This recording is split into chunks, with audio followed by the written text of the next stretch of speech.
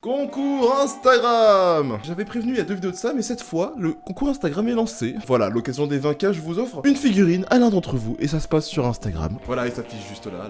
Voilà, toutes les infos sont sur la dernière publication, vous avez jusqu'au 10 décembre pour participer. Un gagnant sera tiré au choix, et puis voilà. Hein. Ah oui, j'ai pas dit la figurine, mais au pire, tu vas voir toi-même, hein. En tous les cas, ça change rien. Puis bon, avoir une figurine gratuite aussi, peu importe ce que c'est, en soi, ça peut être cool aussi, hein. Ohio minasan no genki desu ka. Il y a un petit moment, je me suis perdu sur internet, comme 90% du temps quand je me fais chier, hein. J'étais avec un pote et on a commencé à parler de plusieurs citations de plusieurs animés différents qui n'avaient aucun sens. Et puis paf, une idée m'est venue en tête. Pourquoi je parlerais pas de citations what the fuck d'animé quoi? Trop bien. Ah non mais c'est tout ce que j'ai trouvé sur le moment, d'accord? Mais avant que cette vidéo commence, j'aimerais vous présenter un manga qui est un joli coup de cœur de cette fin d'année. Je parle de Talentless Nana, des éditions Doki Doki. Si le nom vous dit quelque chose peut-être, c'est parce qu'il est aussi en animé actuellement, vraiment dans cette saison là, sur Wakanim. Donc voilà, si vous êtes plus fan d'animé, enfin regardez l'animé, écoutez que c'est comme vous voulez. Évidemment le manga a beaucoup plus d'avance, hein, c'est logique, hein. Et j'imagine que tu veux du coup savoir de quoi ça parle, hein. Ah bah oui, logique en fait, hein. Tout début de l'aventure, on va suivre quelqu'un qui s'appelle Nanao Nakajima. Je me souvenais plus de son nom, ok? Pour vous dire, en fait, tout le début de l'aventure, c'est un truc extrêmement cliché. Voilà, tout d'un coup, les êtres humains ont commencé à avoir des super pouvoirs, du coup, les plus jeunes d'entre eux sont envoyés sur une île pour étudier que entre super pouvoirs, pour aider à développer leurs pouvoirs, etc., pour affronter des monstres qui s'appellent, je ne sais plus. Ils appellent ça les ennemis de l'humanité, je crois. Bref, dans leur tête, c'est des monstres, etc. Et du coup, quand tu lis le début du manga, tu te dis, ouais, c'est extra en bateau, ils ont des pouvoirs, etc. Enfin, ils sont sur une île. Surtout que ce Nanao, au début, il dit qu'il a pas de pouvoir en plus, hein. Comme par hasard, hein. Bon, même si au final il en a un, mais c'est bon, bref.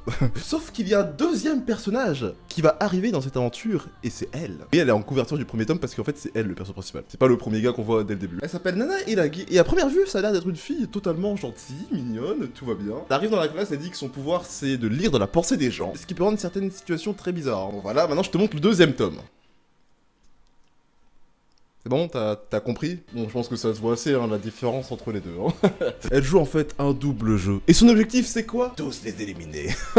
Et je peux vous dire, il y a des twists de tous les côtés. Tu te dis comment elle va s'en sortir là? Parce qu'elle a pas de pouvoir en fait. C'est une personne sans pouvoir qui a été emmenée sur l'île pour tous les tuer en fait. Tel est le réel objectif de cette île. Tuer les ennemis de l'humanité qui sont pas des monstres, mais en fait les êtres humains qui ont acquis des pouvoirs. Parce qu'effectivement, par exemple, tu prends notre monde à nous, tu prends des gosses, tu leur donnes des pouvoirs comme ça, c'est la fin du monde, frérot. Hein. Du coup, voilà, elle a envoyé par une organisation pour tous les buter, littéralement. On suit l'aventure d'un anti-héros contre des héros, en fait. Enfin, contre des gens censés être des héros, d'accord? Ils sont pas tous clear, hein, ils sont pas tous très nets hein, dans cette classe. Hein. Donc voilà, je vous invite à commencer cette série qui, pour moi, comme je vous dis, c'est vraiment un gros coup de cœur que j'ai. Et le tome 4, là. Ah, il m'a achevé, putain. Bref, et si on commençait cette vidéo? Nous sommes sur le site de Kana, le top 15 des citations what the fuck dans Gintama. Gintama, manga animé incroyable, extrêmement drôle. Donc en termes de citations, je pense qu'on va voir du lourd, hein, clairement. Et là, je parle aux fans de TPZ qui ont pas encore regardé Gintama, là. Cette image vous donnerait pas, par hasard, envie de regarder Gintama? Dans les mangas, on parle souvent des valeurs comme l'amour, l'amitié, la fraternité.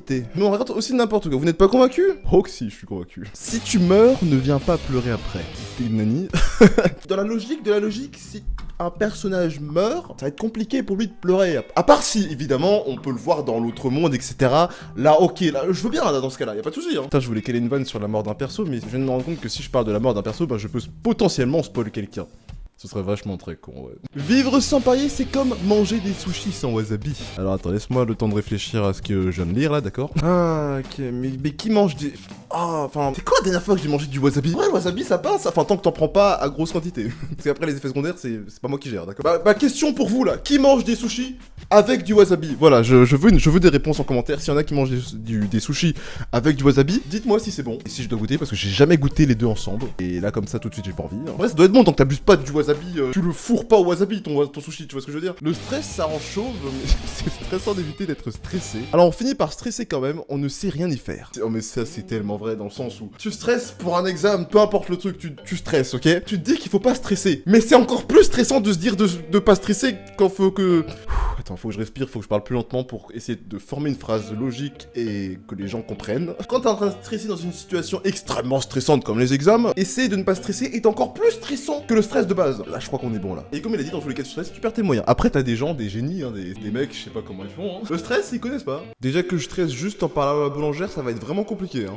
Qu'est-ce que ça va être la vie sans stress? Genre, quand tu dois faire un oral, t'es pas stressé, t'es là, bah les couilles quoi, c'est un oral quoi. Après, ne pas confondre le bon stress et le mauvais stress. Alors, je dis ça juste en pensant, par exemple, quand quelqu'un va sur une scène pour chanter, faire de la musique ou. Enfin, des trucs de ce genre. Je sais que par exemple, moi, quand je devais faire des trucs à la guitare devant beaucoup de personnes, quand j'étais au conservatoire en fait, j'avais beaucoup de stress. hein, évidemment, parce qu'il y avait beaucoup de gens de face. Tu prends le stress et tu le transformes en force et en motivation pour donner le meilleur de toi-même en fait. Et là, là c'est kiffant. Il y a aussi la technique qu'ils disent dans beaucoup d'animés, t'imagines tout le monde tout nu. Ah ça marche pas hein, frérot, ah non, ça marche pas du tout. Ça sent le vécu, non. Essayez, vous comprendrez. Les boules, elles sont tombées par terre. C'est réellement arrivé. C'était très bizarre.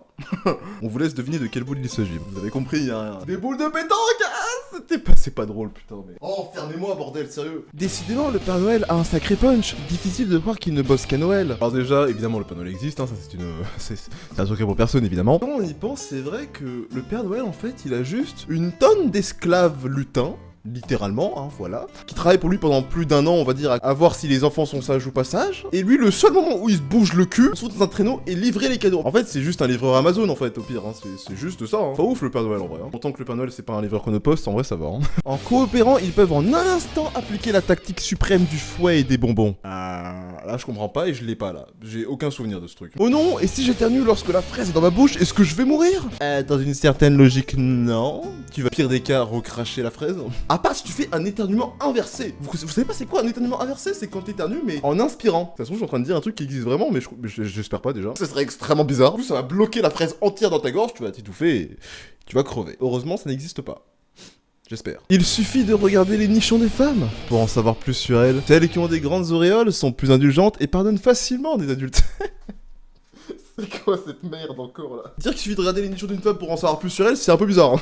C'est très bizarre. Non mais c'est vrai que juste en regardant les seins d'une femme, j'ai toutes ces informations en fait, hein. Nom, prénom, âge, adresse, numéro de téléphone, caractère, si elle aime les animés ou pas, c'est très important évidemment. Après c'est pas donné à tout le monde, hein. C'est un acquis spécial que j'ai développé personnellement, hein. C'est évidemment. Mais qu'est-ce que tu fous avec ma queue? Depuis quand elle te sert de sabre laser? Ah ouais là par contre, si t'as pas le contexte, c'est très chelou, hein. Non parce que quand on était petit, on a tous entendu déjà un gosse dire mais du coup quand deux hommes ils font l'amour entre eux, ils font sabre laser avec leur zizi.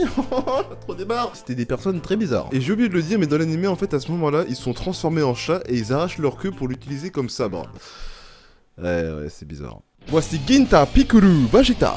Pour être précis, c'est Ginta transformé en Super Yasai. Quand je vous dis que dans Gintama, il y a énormément de références à énormément de mangas différents, donc évidemment, Dragon Ball compris, logique, oui, évidemment. Ça y va, hein. Ah, ça y va beaucoup, hein. Vous voulez un micro-exemple? Tenez. La monétisation. Tu veux un micro-exemple par rapport à One Piece? Bleach?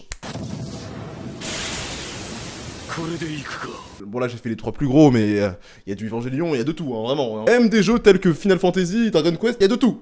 Si j'étais Dieu, il y aurait des glaces au chocolat à la cantine. Rêve de tout gosse. Ah bah oui évidemment. Qui ici étant enfant n'a pas rêvé d'avoir que des frites tous les jours à la cantine? Si quand j'étais petit j'étais tombé sur un génie qui pouvait m'exaucer tous les vœux possibles et tout, et que comme par hasard c'était juste après la cantine où j'ai bouffé des carottes dégueulasses, bah là j'aurais pas hésité hein, ça aurait été frites et glaces au chocolat tous les jours à la cantine, évidemment. Savez-vous à quel point nous sommes stupides?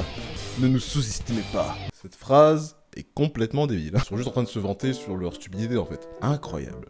Est-ce que vous connaissez des citations de plein d'animés différents, Naruto, One Piece, ce que vous voulez, qui sont complètement mais à côté de la plaque? Des trucs qui vous ont marqué genre. S'il y en a, je vous invite à les mettre en commentaire. Hein, voilà, je veux découvrir de gauche à droite. Donc n'hésitez pas à liker la vidéo si ça vous a plu, évidemment. Et à vous abonner aussi, c'est important parce qu'il y a pas mal de personnes qui regardent mes vidéos sans être abonnés, hein. Je vous vois, hein, évidemment. Donc abonnez-vous, hein. Bah ça coûte rien en soi, hein. Je suis sûr, il y en a, c'est la 10e vidéo de moi qui regardent, qu'ils aiment bien, et ils sont toujours pas abonnés, hein. Ça arrive à tout le monde, c'est vrai. Bref, passez une très bonne journée, une très bonne soirée, c'était Alimax pour vous servir aujourd'hui. Et je rappelle, il y a le concours pour la figurine sur Instagram. Ciao!